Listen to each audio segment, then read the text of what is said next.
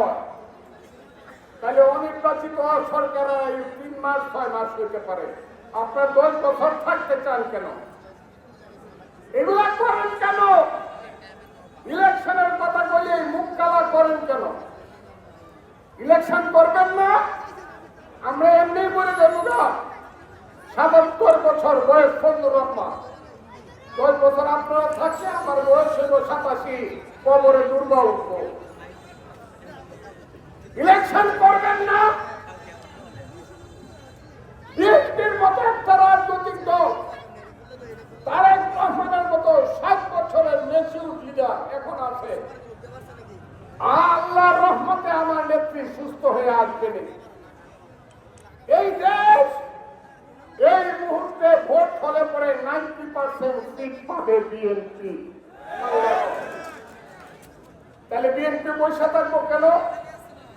আপনি দেশ চালাইবেন, নাক টিপলে দুধ বাইরে হয়ে আপনি দেশ চালাইবেন। কে আপনি?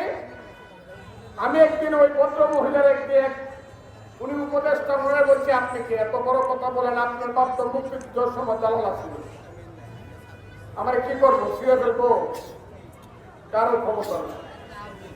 আমি আজকে আপনাদেরকে বলি, আমাদের মহাসচিব প্রত্যেক দিন বলে দ্রুত নির্বাচন দেন, যত দেরি করবেন নির্বাচন দিতে দেশ তত জটিলতার দিকে যাবে। নির্বাচন দিয়ে পরীক্ষা করেন বাংলাদেশের মানুষ কোন পক্ষে আছে। এখন তো সবাই বলে আমি জনপ্রিয়, নির্বাচন না হলে তো জনপ্রিয়কে সেটা বোঝা যাবে না। কাজে আমি আজকে এই সভা থেকে দাবি করছি, তত্ত্বাবধায়ক সরকার নয়, এটা অন্তর্বর্তীকালীন সরকার, নির্বাচন দেন। যদি আপনারা ইলেকশন করতে চান, যদি আপনারা দল করেন, আপনাদেরকে আমি অভিনন্দন জানাই। নিশ্চয়ই দল করার অধিকার আপনাদের আছে। আসেন মাঠে, ইলেকশন করে দেখেন।